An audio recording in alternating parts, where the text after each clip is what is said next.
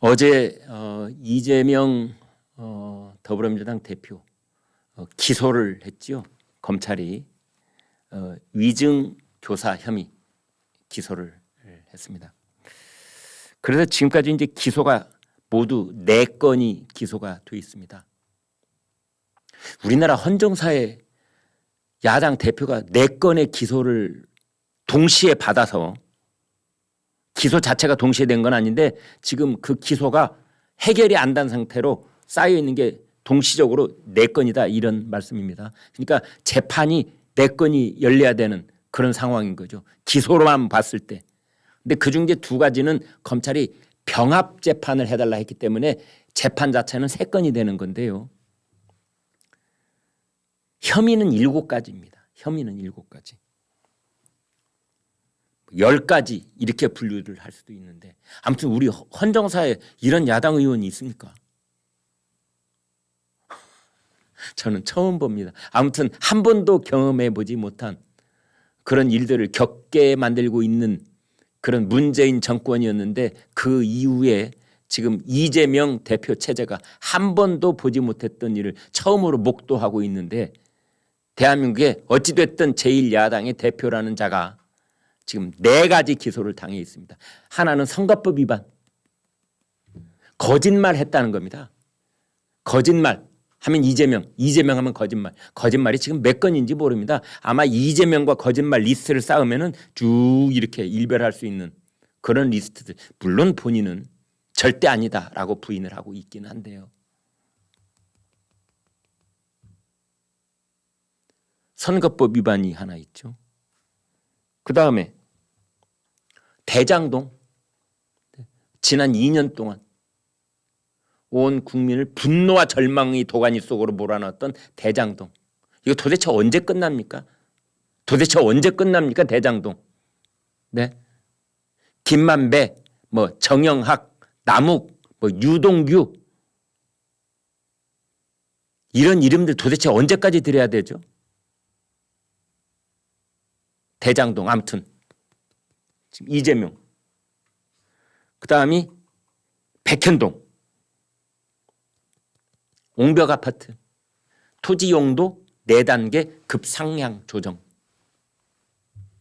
그다음이 이제 어제 했던 위증 교사 이렇게 4가지 4가지가 기소된 겁니다. 곧 하나 더 될 가능성이 있는데 그게 뭔 줄 아십니까? 그렇습니다. 불법 대북 송금 쌍방울 5가지. 내일이라도 쌍방울 기소하면은요 대북 불법 송금 이거 기소하면 5가지 기소가 되는 겁니다.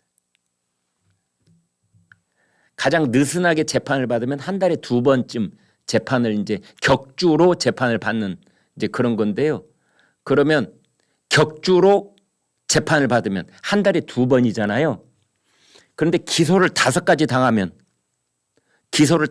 당하면 5 곱하기 2 하면 10.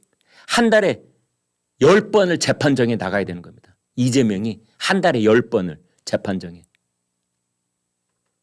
그러면 한 주에 2.5회 2번 내지 3번을 나가야 됩니다. 그럼 재판정에 나가는 것이 친구들하고 커피 마시러 나가는 것처럼 아무 준비 없이 그렇게 나가는 그렇지 않죠. 재판정에 한번 나가려면은 그 변호인들 서너 명하고 얼마나 사전 준비를 또 많이 해야 됩니까? 하루가 꼬박 소용될 만큼 준비를 해서 나가야 되는 거 아닙니까?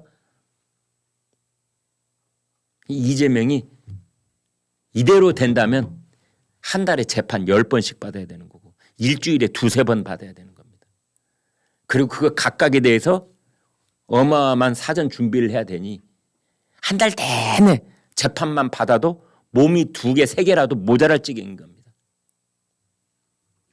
그러면은 검찰은 이 모든 것을 서울중앙지검에서 하고 있는 것, 수원지검에서 하고 있는 것, 이 모든 것을 다 한 곳에 모아서 일괄적으로 기소를 해서 한 곳에서 재판받게 하지 않고 이렇게 다 쪼개기 기소를 하는 이유가 뭐냐? 4개면 4개, 5개면 5개 쪼개기를 하는 건 뭐냐? 그 이유는 1심 판결 빨리 나오게 하려고 그렇습니다.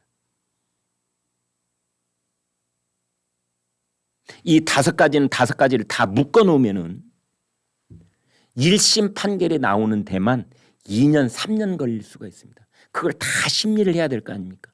다 참고인들 불러서 재판장에서 판사가 그 증언을 들어야 되고, 참고인, 증인, 뭐 전문가, 거기에 관련된 피고인들 각각의 증언들 다 들으려면은 얼마나 복잡하겠습니까? 그래서 그걸 다 쪼개기를 하는 겁니다. 자, 무엇이든 좋으니까 1심 판결 제일 먼저 나오는 것, 일단 이재명이 유죄인지 아닌지 1심 판결을 보자. 첫 번째 가능성이 있는 게 지금 선거법 위반이다 이렇게 되어 있죠. 이건 기소한 지가 1년이 넘기 때문에 그렇습니다. 거짓말했다는 것. 도시개발공사의 김문기 개발 1처장 모른다 했다는 거짓말. 그다음에 백현동 개발을 하는데 상향 4단계 조정할 때 국토부에 압박이 있어서 어쩔 수 없이 그랬다는 그것도 거짓말. 이렇게 되어 있는 겁니다. 이게 이제 선거법 위반인데요. 그다음에 위증교사, 검사 사칭했다는 그 사건에 있어서 전임 성남시장의 수행비서한테 전화 걸어서 나를 죽이려고 일부러 김병량 성남시장이 나 이재명을 죽이려고 최초로 KBS PD는 그냥 고소했던 거 없던 걸로 하고 나 죽이려고 했다는 식으로 그렇게 좀 진술 좀 해줘. 법정 증언 좀 해줘. 라고 했다는 거거든요. 이게 위증교사인 겁니다. 그런데 어제 무슨 일이 있었느냐. 불법 대북 송금과 관련된 경기도 평화부지사 이화영에 대한 구속영장이 발부가 됐어요. 구속영장을 다시 신청했거든요. 구속기간 연장을 위해서. 근데 판사가 이것을 연장, 그래 이화영은 자유의 몸으로 풀어주면 절대 안 돼. 증거인멸의 가능성이 있어. 도망갈 가능성도 있어. 그랬거든요. 그런데 엊그제 이재명에 대한 구속영장은 기각이 됐습니다. 그래서 오늘 조선일보 사설이 이렇게 매섭게 지적을 하고 있는 겁니다. 글자가 잘 안 보이고 제가 그냥 읽어드리겠습니다. 이화영은 영장을 발부하고 이재명은 영장을 기각하고 이게 도대체 앞뒤가 맞냐?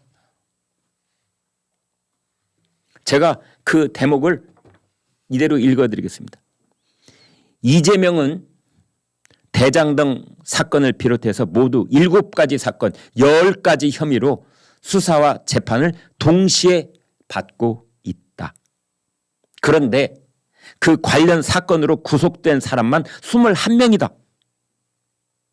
이재명을 빼면 이들의 범죄의 사실은 성립하지 않는 구조다.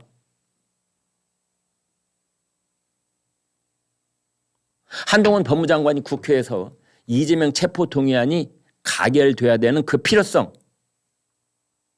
그걸 설명할 때 한동훈 장관도 비슷한 얘기를 한 바 있습니다. 지금 이재명 때문에 이미 구속 수감되어 있는 사람이 21명.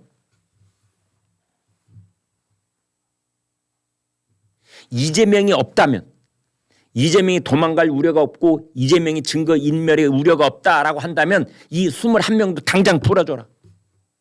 당장 풀어줘라. 역설적으로 말하면 그런 겁니다. 더더군다나 유창훈 판사, 지난번에 이재명 영장 기각했던 유재훈 판사에 대해서 조선일보 사설은 엄중하게 묻고 있는데요. 그건 뭐냐? 유창훈 판사의 그 결정문을 보면은 뭐라고 했느냐? 영장을 기각시키면서 위증 교사의 범죄 혐의는 소명된다고 그랬어요.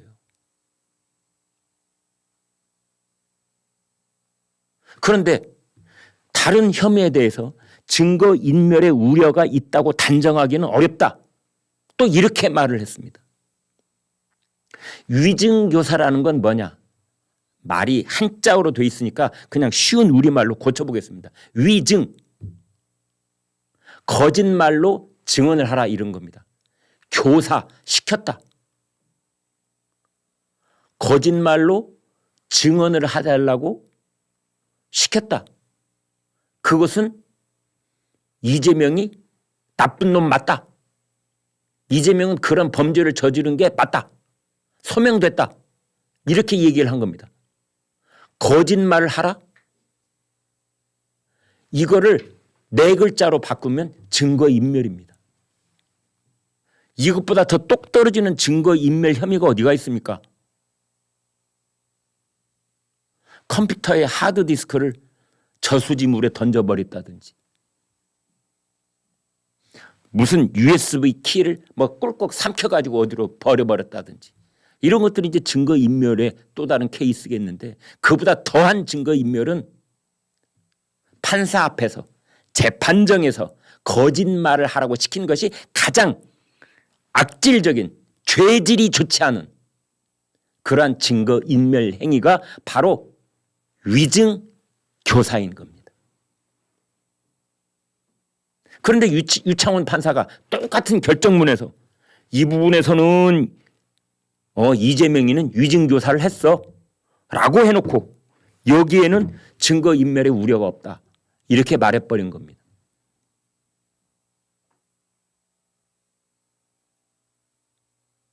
그리고 이재명 때문에 지금 구속 수감되어 있는 사람이 21명. 자, 유창훈 판사를 포함해서 우리나라 사법부는, 법원은 대답을 해라 이런 겁니다.